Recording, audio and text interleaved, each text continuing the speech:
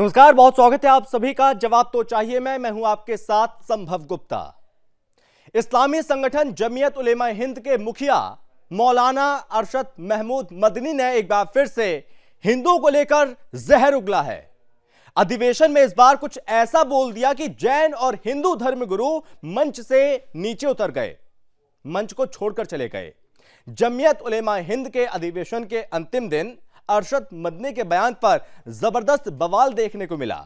RSS chief Mohan ji Bhagavat के बयान का जवाब देते हुए मदनी ने कहा कि तुम्हारे पूर्वज हिंदू नहीं मनु थे, यानी आदम। मोहन भागवत जी ने कहा था कि हिंदुओं और मुसलमानों के पूर्वज एक जैसे हैं। मदनी के इस बयान के विरोध में अधिवेशन में पहुंचे अलग अलग धर्मगुरु मंच छोड़कर चले गए। मदनी ने ओम और अल्लाह, मनु और पैगंबर आदम को एक बताते हुए दावा किया कि बहुसंख्यक समाज के पूर्वज हिंदू नहीं थे बल्कि मनु थे, जो एक ओम यानी अल्लाह की इबादत करने वाले थे। ये तमाम बातें कहीं। इसी के साथ आरएसएस प्रमुख मोहन जी भागवत के घर वापसी संबंधी बयान पर मदनी ने कहा कि इस्लाम भारत के लिए कोई नया मजहब नहीं है, बल्कि अल्लाह ने पैगंबर आदम यानी मनु को यहीं उतारा, उनकी पत्नी हव्वा को उतारा, जिन्हें वे हिंदू कहते हैं। वे सारे नबियों, मुसलमानों, हिंदू, ईसाइयों के पूर्वज हैं। मदनी के बयान पर आचार्य लोकेश मुनि मंच छोड़कर चले गए। उन्होंने कहा कि हमें जन्म देने वाले हमारे मां बाप हैं। इन्होंने आदम, अल्लाह और मनु को लाकर जो प्रतिपादन किया वो सही नहीं है। हम सभी ने प्रेम, लेकिन मदनी साहब का जो वक्तव्य आया वो बिल्कुल अलग रहा। उन्होंने अपनी कोई कहानी कह दी है। हम सभी सर्वसम्मति से मदनी जी की बातों का विरोध करते हैं, लेकिन अब ऐसे में कई सारे सवाल गूंज रहे हैं जिनके जवाब जानना बहुत ज्यादा जरूरी है। आज हम जवाब तो चाहिए मैं पूछेंगे कि आखिर हिंदू आस्था पर प्रहार करने वाले इस अधिवेशन को आखिर क्यों हिंदू विरोधी अधिवेशन ना कहा जाए। हिंदुस्तान की पावन धरती को इस्लाम की पैदाइश क्यों कहा गया। सवाल यह भी उठता है कि क्या इस अधिवेशन का मकसद ही हिंदू आस्था को चोट पहुंचाना था? क्या यह बयान एक सोची समझी साजिश के तहत दिया गया था? और सबसे बड़ा सवाल तो यह कि आखिर कब तक हिंदुस्तान में हिंदू आस्था पर प्रहार होता रहेगा? इसी पर करेंगे चर्चा, लेकिन उससे पहले आपको एक रिपोर्ट दिखाते हैं।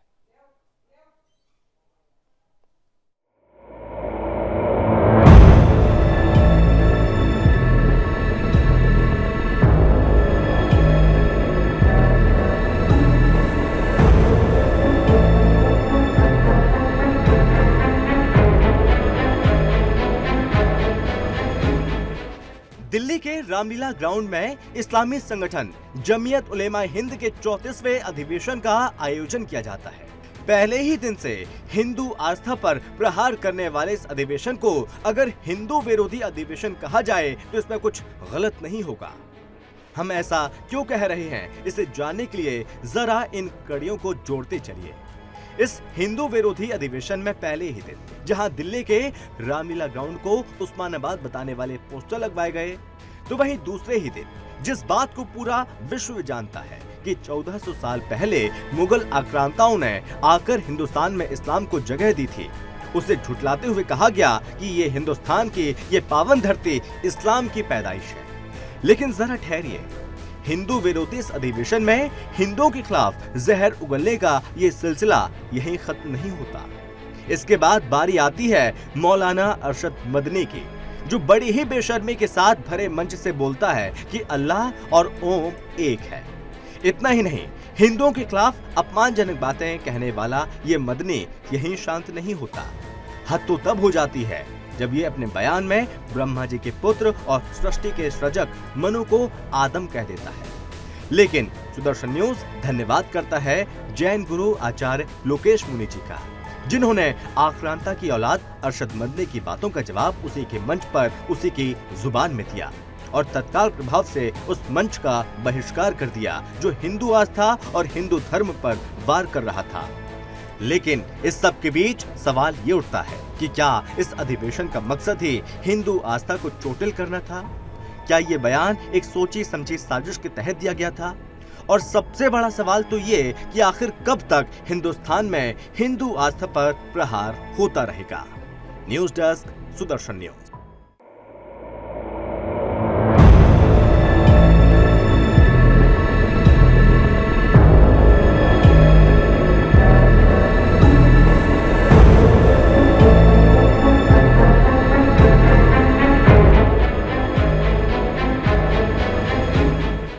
बड़े बड़े धर्म गुरुओं से पूछा, जब कोई नहीं था, न श्री राम थे, न ब्रह्मा थे, न शिव थे, जब कोई नहीं था तो सवाल पैदा होता है कि मनु पूजते किसको थे।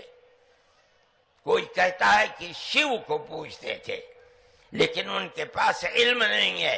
बहुत कम लोग ये बताते हैं कि मनु कुछ नहीं था दुनिया में, वो ओम को पूजते थे। इसका मतलब ये है कि मनु एक अल्लाह, मनु यानी आदम, एक ओम यानी एक अल्लाह। मदनी साहब का वक्तव्य हुआ, हम कोई उससे सहमत नहीं है।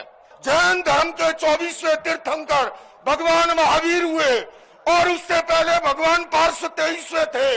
अरिष्टनेमी जो है योगीराज कृष्ण के चचेरे भाई थे, किंतु याद रखिए उससे पहले तीर्थंकर भगवान ऋषभ थे, जिनके पुत्र भरत और बाहुबली के आधार पर इस भारत देश का नाम पड़ा है। आप ऐसे नहीं मिटा सकते। आपने जो बात कही है मैं सहमत नहीं हूँ और मेरे सारे सर्वधर्म के संत कोई इससे सहमत नहीं है। ये जो कहानी ओ मन्नू अल्लाह उसकी औलाद, ये फालतू की बातें है। सारा पलीता लगा दिया एकता के सद्भावना के सम्मेलन को। तो हिंदू विरोधी बयानों को लेकर एक बार फिर से मदनी सवालों के घेरे में आ गए हैं और इसी को लेकर आलोचना लगातार हो रही है। साधु संतों ने भी अब मोर्चा खोल दिया, लगातार यहां पर निशाना साधा जा रहा है और जो सवाल यहां पर उठाए गए हैं और जो बातें मंच से कही गई हैं, उसके बाद और भी ज्यादा तनाव की स्थिति पैदा हो सकती है। चर्चा करेंगे, सीधे मेहमानों से परिचय करवाते हैं। हमारे साथ मेहमान भी जुड़ गए हैं। हमारे साथ जुड़ गए हैं आचार्य लोकेश मुनि जी, जैन धर्म गुरु, जो उस मंच पर मौजूद थे, वो हमारे साथ जुड़े हुए हैं। आचार्य लोकेश जी, बहुत स्वागत है आपका। और साथ ही साथ हाजी नाजिम खान हैं, मुस्लिम स्कॉलर। हाजी नाजिम, बहुत स्वागत है आपका। और साथ ही साथ विनोद बंसल जी हैं, राष्ट्रीय प्रवक्ता वीएचपी से। विनोद जी, आपका बहुत स्वागत है। सबसे पहले हाजी नाजिम आपसे, यहां पर कौमी एकता का मंच था, लेकिन इस मंच पर राम की, भगवान शिव की, ब्रह्मा जी की ये बातें करने की क्या जरूरत थी?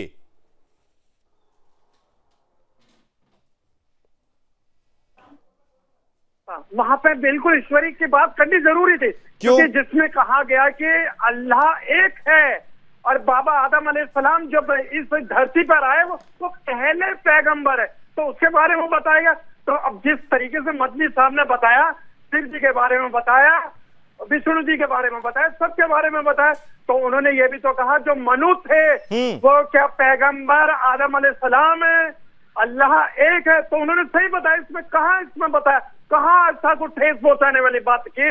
गुप्ता जी आप ये बताएं, क्योंकि उन्होंने सिर्फ ये बताया कि इस धरती पर सबसे पहले पैगंबर आदम अलैहिस्सलाम है और जिन्होंने इस्लाम को लेकर आए, और दुनिया के आखिरी नबी मोहम्मद सल्लल्लाहु अलैहि वसल्लम है जिन्होंने इस्लाम को पूरा करने का किया, जो अल्लाह ने आखिरी नबी को भेजा। तो इसमें बताओ क्या गलत की बात कही है? मदनी साहब ने बिल्कुल अच्छा कहा। अच्छा चलो ये बताओ हाजी नाजिम के इस धरती पर सबसे पहले सनातन का जन्म हुआ या इस्लाम का? देखिए, सबसे पहले इसमें बाबा आदम अलैहिस्सलाम इस धरती पर आए। अच्छा। तो जाहिर सी बात है इस्लाम आया इससे पहले, तो सनातन धर्म तो बात की बात है। जब बाबा आदम अलैहिस्सलाम इस धरती पर आए तो पहले वो इस्लाम को लेकर आए, तो सनातन धर्म की बात कहां से आ गई ये बताएं आप पर। विनोद जी, सनातन के विरुद्ध बयान दिए जाते रहे हैं, तमाम धर्मगुरु उसमें मौजूद थे और सुदर्शन न्यूज भी शुरुआत से ये कहता रहा कि यहां पर वो बयान दिए जाते हैं जो हिंदू विरोधी होते हैं। सबसे पहले यहां पर सवाल इसी को लेकर खड़े हो गए थे विनोद जी कि रामलीला मैदान में ये कार्यक्रम हो रहा है, उसका नाम बदल दिया गया, उस्मानाबाद कर दिया गया और उसी मंच पर, उसी जगह पर हिंदू विरोधी बातें कही गई। विनोद जी, देखिए राम जी, दो बातें बड़ी महत्व की हैं इसमें। जिसको ये सद्भावना मिलन कह रहे थे, पूजनीय आचार्य लोकेश मुनि जी को नमन करते हुए, उनको प्रणाम करते हुए और उनके साहस को संपूर्ण देश ने देखा कि जिस तरह से ये सद्भावना के नाम पर दुर्भावना फैला रहे थे, दुर्गंध फैला रहे थे, तो उनका पूज्य संतों ने सीधा सीधा न सिर्फ खंडन किया बल्कि उनका तमाचा मारा। मुझे लगता है कि इसके लिए मैं एक बार पुनः पूज्य मुनि जी का अभिनंदन करता हूं और अपने हृदय की गहराइयों से स्वागत करता हूं। और एक बात प्रूव हो गई कि इस्लाम के नाम पर जो लोग सद्भावना की बात करते हैं वो सद्भावना नहीं बल्कि दुर्भावना ही फैला रहे हैं। आप देखिए कि जिसका नाम रखा के सद्भावना सम्मेलन, वो वास्तव में निकला क्या, जमीयत की जहरीली जमात का जमावड़ा था। वो जमीयत की जो जमीयत की जहरीली जो जमात थी, वो सारा इकट्ठा करके उन्होंने पूज्य हमारे श्रेष्ठ संतों को बुला करके उस पर मोहर लगवाने की जो कुचेष्टा की उन्होंने और जिस तरह से दुष्कर्म करने की कोशिश करी, वो उस पर पूजनीय मुनि जी ने एकदम जो जिस तरह से प्रहार किया, पूरी दुनिया ने देखा कि किस तरह से इनको करारा जवाब उन्हीं के मन से वहीं पर उपस्थित पूज्य संतों ने दिया। वास्तव में ये जवाब देना बहुत जरूरी था। जिस तरह की बकवास, जिस तरह का बेहुदापन, जिस तरह का बेढंगा भाषण और जिस तरह से ये जो एक के बाद एक पिछले 3 दिन से लगातार जहर उगले जा रहे थे और संपूर्ण देश सुन रहा था, कमाल की बात है। इसके पीछे राम जी कारण क्या है ये भी समझना पड़ेगा।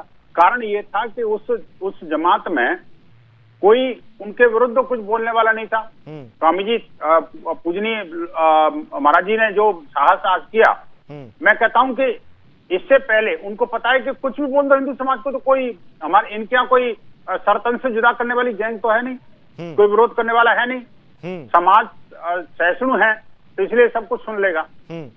आप देखिए आज स्थिति ये हो गई है कि अब जो है ये जमात के जो जहरीले सांप हैं उनको कुचलने के लिए स्वयं कुछ मुस्लिम तंजीमें भी खड़ी हो गई हैं। और मैं ये पूछना चाहता हूं, ये बात तो करते हैं लेकिन विनोद जी, देखिए सवाल ये भी कि आचार्य मुनि जी ने तो साहस दिखाया, उन्होंने सत्य बोला और सत्य का साथ दिया, वोट गए, लेकिन कुछ ढोंगी उस मंच पर बैठे रहे, वो वहां से उठने की जहमत नहीं कर पाए। निश्चित रूप से देखिए ये बातें ये हमें समझनी पड़ेगी और उनको भी अब समझ में आ गई होगी। आपको कहने की आवश्यकता नहीं है, लेकिन ये बात उनके समझ में आ गई होगी। जिस तरह से पूज्य आचार्य जी ने जो विषय को उठाया, तो उनको भी समझ में आ गया होगा कि आखिरकार हमने कितनी बड़ी गलती करी। ठीक है, लेकिन एक बात समझनी पड़ेगी। देखिए इस सम्मेलन की जो मुख्य बातें थी, आप देखिए कि सरकार को शत्रुमुर्ग बता करके सरकार को उन्होंने शत्रुमुर्ग बताया और कहा कि चुनावी भागीदारी मुसलमानों की सुनिश्चित करनी चाहिए। उन्होंने नरेंद्र मोदी और भागवत जी से तुलना अपनी खुद को की। आप देखिए, इसके अलावा आप देखिए कि जो कह रहे थे कि भाई सांप्रदायिक हिंसा बहुत हो रही है और हमारा जो है ना मुसलमानों को दबाया जा रहा है, कुचला जा रहा है और उनके लिए अलग से कानून बनना चाहिए। मतलब अलग कानून, अलगाववाद की बात जो कर रहे थे, यूसीसी का उन्होंने विरोध किया। वहीं आप देखिए कि जब आसाम की बात आई तो कहा कि बाल विवाह पर प्रतिबंध लगना चाहिए, लेकिन ऐसा भी दिखना चाहिए कि मुसलमानों को नहीं पकड़ा जाए। ये क्या तरीका हुआ? ठीक है, मैं आपके पास आऊंगा विनोद जी, मैं आपके पास आऊंगा और भी चर्चा करेंगे, लेकिन इस बीच आप एक और रिएक्शन ले लेते हैं आचार्य जी से। आचार्य जी, जहां से धार्मिक सद्भावना का संदेश जाना चाहिए था, धार्मिक सद्भावना फैलाना था जिसका मकसद, वहां से धार्मिक उन्माद, धार्मिक तनाव फैलाने की कोशिश की गई और उस मंच पर आप मौजूद थे। नहीं, देखिए हमको निमंत्रण मिला था सद्भावना सम्मेलन का और हम सभी धर्मों के धर्म गुरु वहां पर उपस्थित हुए थे और हमारा ये मानना है कि जब हमारा देश आजादी का अमृत महोत्सव मना रहा है, G20 की अध्यक्षता कर रहा है, ऐसे समय में वसुधैव कुटुंबकम का संदेश हम पूरी दुनिया को देना चाहते हैं और इसी के नाते छोटे मदनी जी के निमंत्रण पर हम सद्भावना सम्मेलन में शरीक हुए। न केवल शरीक हुए बल्कि उस मंच से सबने अपने संबोधन में, तकरीर में, चाहे वो सनातन परंपरा के संत थे, सिख परंपरा के थे, जैन परंपरा के थे, सबने बड़ी अच्छी बात माहौल में रखी।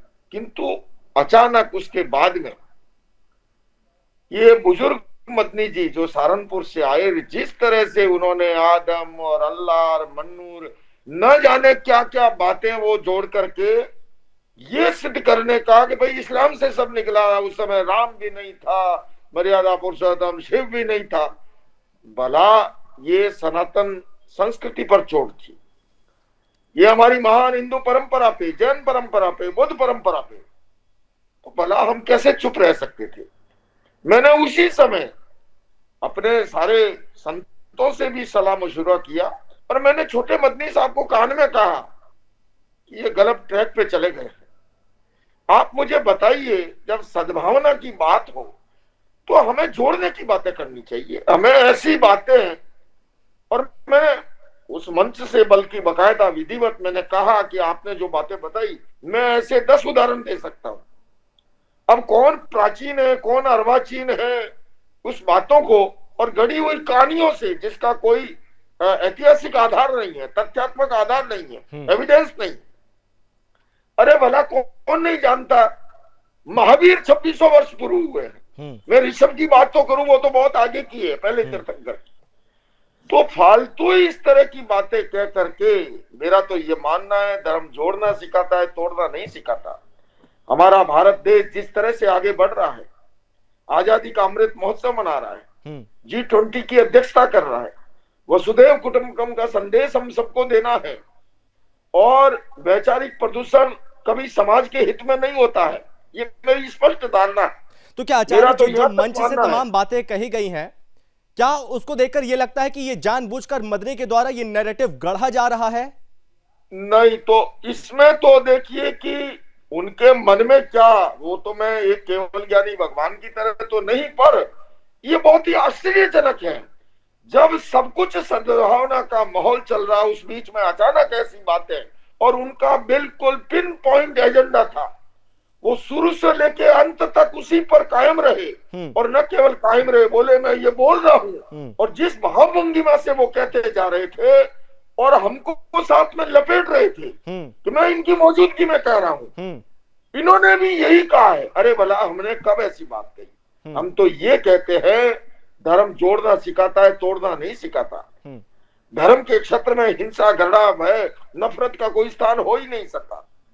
हम अपने धर्म का अब ईमानदारी से पालन करें, किंतु दूसरे धर्मों का भी सम्मान करें। हम तो वो बात अगर हमारे मन में नहीं होती, हम क्यों मंच पर जाते? जबकि 2 दिन से जो कहा जा रहा था, और क्या इतिहास है हमारे सिख धर्म के साथ क्या हुआ है, उसके बावजूद सिख भाई भी वहां मौजूद थे, सिख धर्म के, सनातन धर्म के मौजूद थे, बौद्ध धर्म के मौजूद थे।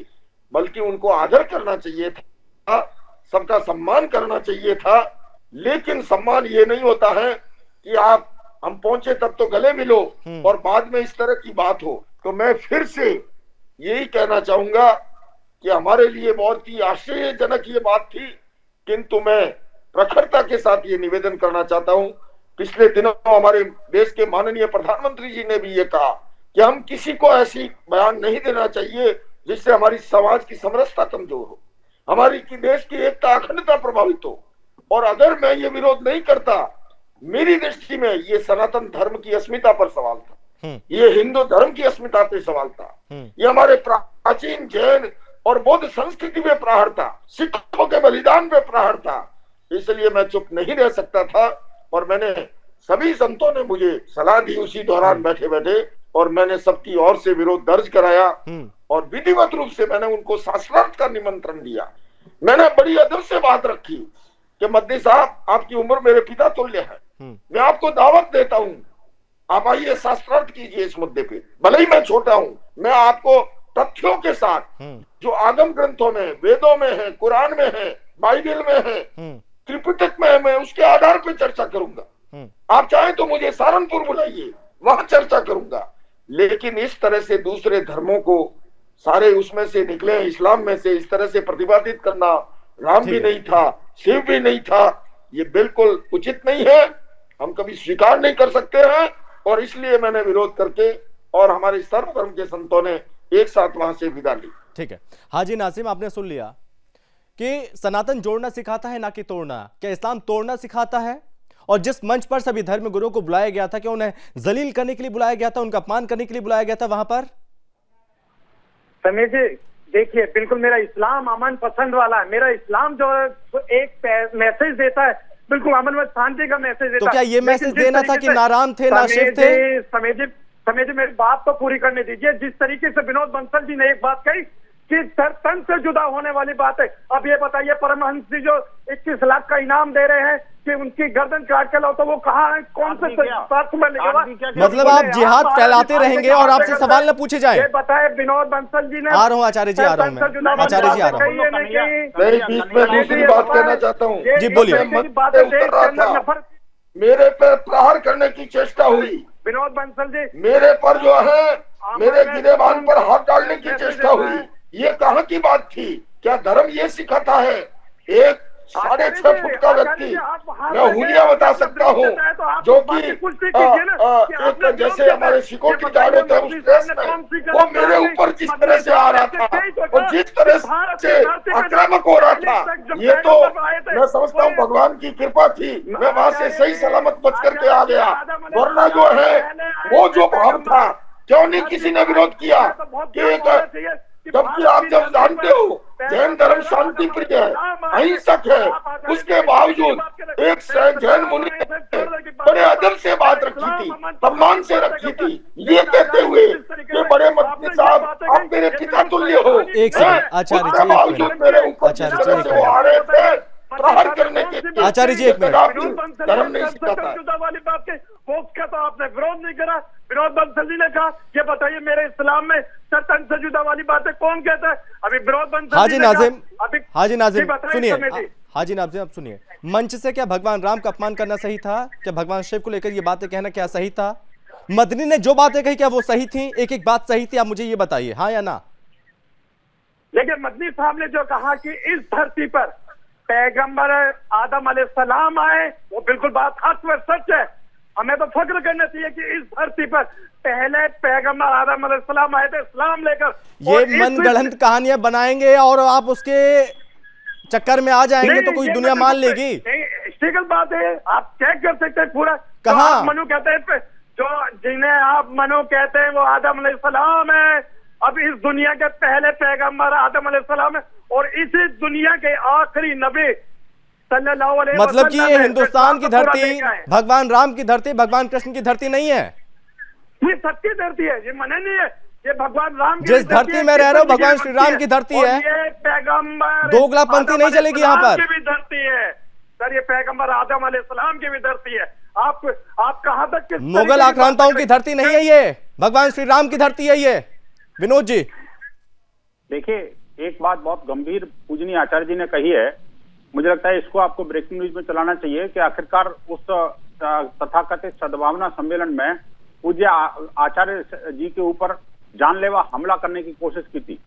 मैं इसकी कड़ी शब्दों में, कठोरतम शब्दों में निंदा करता हूं और विष्णु परिषद इस बात की मांग करता है कि तुरंत अभी आपके चैनल के माध्यम से मैं मांग करता हूं कि इसका डिटेल इन्वेस्टिगेशन होना चाहिए।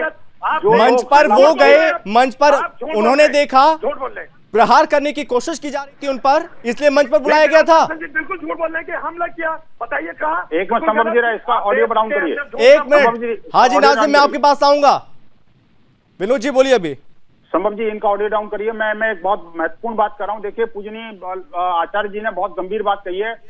मैं कहता हूं आपके माध्यम से, आपके चैनल से मैं अभी तुरंत अपील करता हूं भारत सरकार से और दिल्ली पुलिस से कि इमीडिएटली वो मंच पर बैठे हुए सभी ऐसे जिहादियों को अरेस्ट किया जाए जिन्होंने पूज्य आचार्य श्री के ऊपर हमला करने की कुचेष्टा की थी और हिम्मत की। ये जो है ना दुस्साहस किया है, ये बहुत बड़ी बात पूज्य आचार्य जी ने कही है। मैं कहता हूं दिल्ली पुलिस को अविलंब उस पर कार्रवाई करनी चाहिए और ऐसे जिहादी। ठीक है, आचार्य जी से भी जान लेते हैं। आचार्य जी, आपने बताया कि हमला करने की कोशिश हुई, प्रहार करने की कोशिश हुई, क्या आपने इसके बाद कोई एक्शन लिया? हम भारतीय मुस्लिम नहीं, देखिए मैं जब ये विरोध दर्ज करा करके, हाजी नाजिम एक मिनट में आपके पास आ रहा हूँ, आचार्य जी को सुन लो फिर मैं आपके पास आ रहा हूँ। बोलिए आचार्य जी, बोलिए। विरोध दर्ज करा के सर्व धर्म के संतों के साथ जब मंच से नीचे उतरा तो एक लगभग 6 फुट से अधिक की लंबाई का व्यक्ति, हाँ, वो इस तरह से लपक के आया जैसे मेरे गिरेदान पर हाथ डाल रहा है और आक्रामक होकर के मेरे ऊपर जो है जिस तरह से और इसका मैं अकेला नहीं, गवाह है सारे के सारे सर्वधर्म के संग। आप ये बात बौद्ध धर्म के भदंत दीपांकर सुमेधो से पूछ लीजिए, आप ये बात सिख धर्म के परमजीत सिंह चंडोक से पूछ लीजिए, आप ये बात सनातन हिंदू धर्म के गोस्वामी सुशील जी महाराज से पूछ लीजिए। ठीक है आचार्य जी, आप इस बात का जवाब और दीजिए, आप उस मंच पर मौजूद थे। विवेक से विनीत से पूछ लीजिए। ठीक है, मुझे लगता है उस पर आपको आगे एक्शन भी लेना चाहिए, एफआईआर भी दर्ज करानी चाहिए उस पर। उससे पूछ लीजिए जिस तरह से मेरे पर आक्रामक हुए, ये तो उस समय मेरे संतों ने और बाद में जो है पुलिस ने बचाव करते हुए मुझे ले गए, वरना न जाने आज क्या हादसा होता, ये देश जो है देखता रह जाता। और आचार्य जी, कौमी एकता मंच के बहाने क्या लगता है कि ये गजवा हिंद की तैयारियां हैं? अमन का धर्म है तो क्या भारत देश के अंदर सबको अपने विचार रखने की स्वतंत्रता है। मद्दी साहब ने जितने देर विचार रखे, हमने शांति के साथ उन्हें सुना जी, धैर्य के साथ सुना, और उसके बाद मंच से भी विरोध किया। तो मैंने कहा मद्दी साहब आप मेरे पिता तुल्य हो, मैं अदब के साथ आपको निमंत्रण देता हूँ शास्त्रार्थ का। हाजी नाज़िम, हमने कहा पर ठीक है हाजी नाज़िम, धर्म तो ये क्या घर वापसी की बेचैनी है जब मन से या फिर गजवा हिंद की तैयारी चल रही है? आखिरी कमेंट। जिस तरह से वो आया और उसके साथ पूरा झुंड था, किसी ने विरोध नहीं किया। क्यों नहीं किया विरोध? अगर अमन का धर्म ये घर वापसी की बेचैनी है या फिर गजवा हिंद की तैयारियां हो रही हैं?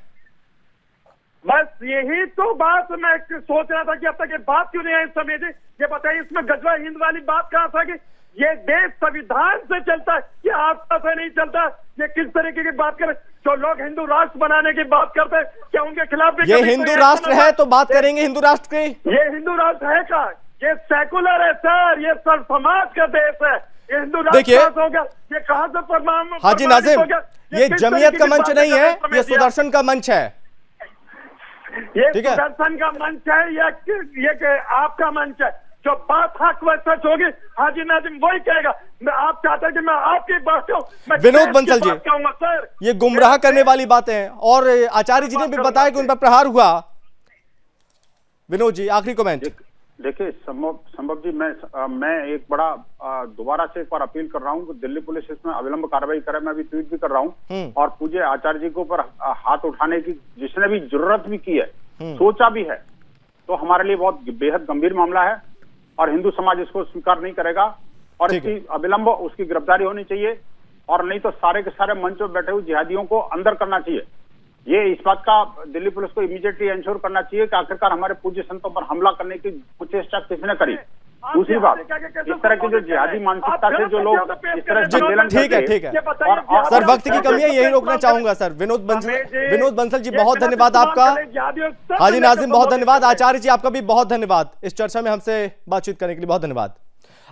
तो ओम का अपमान ये हिंदुस्तान नहीं सहेगा और जिस मंच से भगवान शिव की, भगवान राम का अपमान किया गया है, इसे कतई बर्दाश्त नहीं किया जाना चाहिए। और जो तमाम बातें इस मंच से कही गई हैं वो मानो देश विरोधी साबित होती हैं। और आचार्य जी ने भी कहा कि उन पर हमला करने की कोशिश हुई। तो इस बीच यहां पर यह अपील की जाती है, विनोद बंसल ने भी यह कहा कि इस पर दिल्ली पुलिस को संज्ञान लेने की आवश्यकता है।